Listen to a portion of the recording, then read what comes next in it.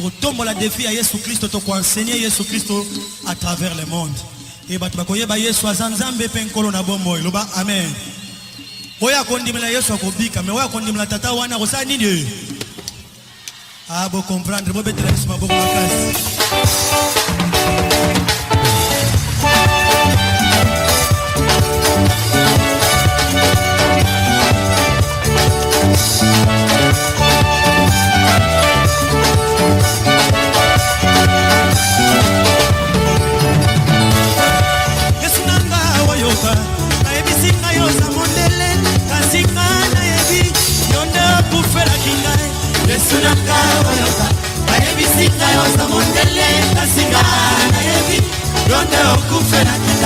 Yesu nanga wayoka bayebisinga yoza mondele kasinga na yebi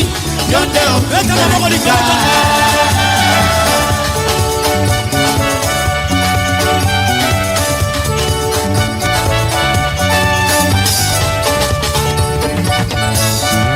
watu watuninga pona nini na yembelaka Yesu bayebisinga yazali mondele ayakikaka pona bayuda pona ngaite sengalingana lukanzambe na ngai ya bamwindo oyakikaka pona bajuife pona ngaite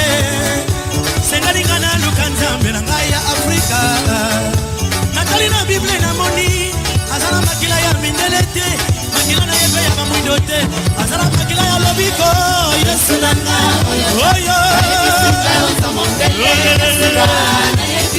Yonde okupela kita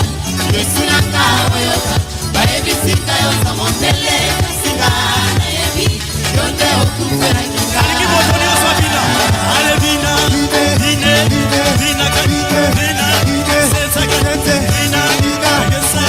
Bina Bina Bina Bina Bina Eta mololo mololo mololo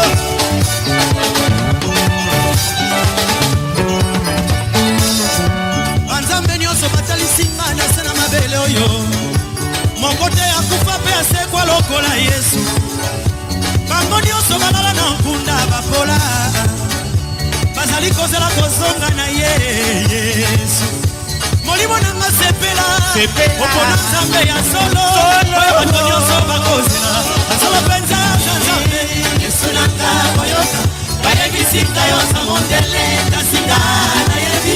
Yonde okufela kingai Yesu nanga wayoka bayebisinga yoza mondele kasinga na yebi Sote likolo Sote sote sote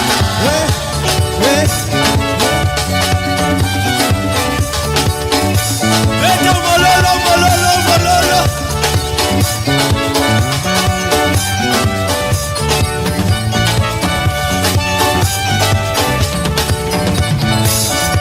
Kobota mana yebi kamwaye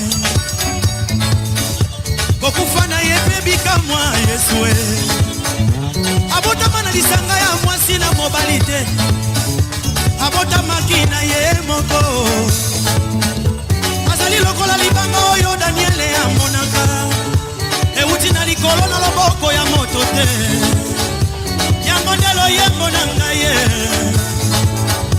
Molimo nanga sepela Opona nzambe ya solo Wabando nyoso bakozela Asolo penza ozanzambe Yesu nanga oyoka Bayebisinga yoza mondele Kasinga na yebi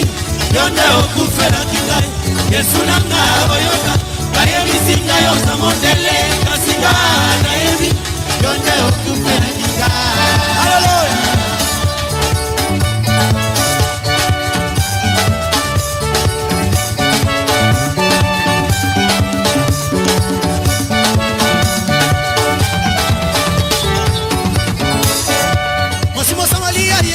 Yesu Bisoko kumamelaka na ngomba Bino bolobi na Yerusalemi Kasi bakoko na biso bakumamelaki nzambe na ngomba yo Yesu azongiseli ye Ezali lisusu na ngomba te Na Yerusalemi pete Elo ekomi ya molimo Ezali lisusu baina ya poso te Banditele te bakomona Yesu Ezali lisusu baina ya poso te Banditele te bakomona Yesu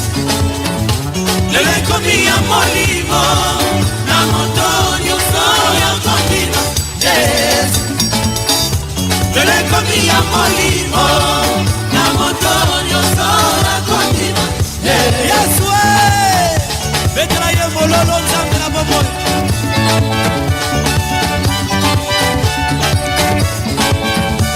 Oso mwindo bete ya mindele bete o lelo ekomi bayudo ya kati aoyo bayambi Yesu lokola nkolo mpe mokonzi bango nde bakokota kuna ezali lisusu bayuda ya poso te bamindele te kaka bakomona Yesu lelo ezali lisusu bayuda ya poso te bamindele te bakomona Yesu ezali lisusu bayuda ya poso te bamindele te bakomona Yesu lekomi ya molimo na moto nyonso nakondima. Yesu lekomi ya molimo na moto nyonso nakondima. Yesu siko beta maboko makasi likolo boye beta bo Yesu ayoke seko betango betango betango betango betango betango siko beta mulolo likolo koto kuna.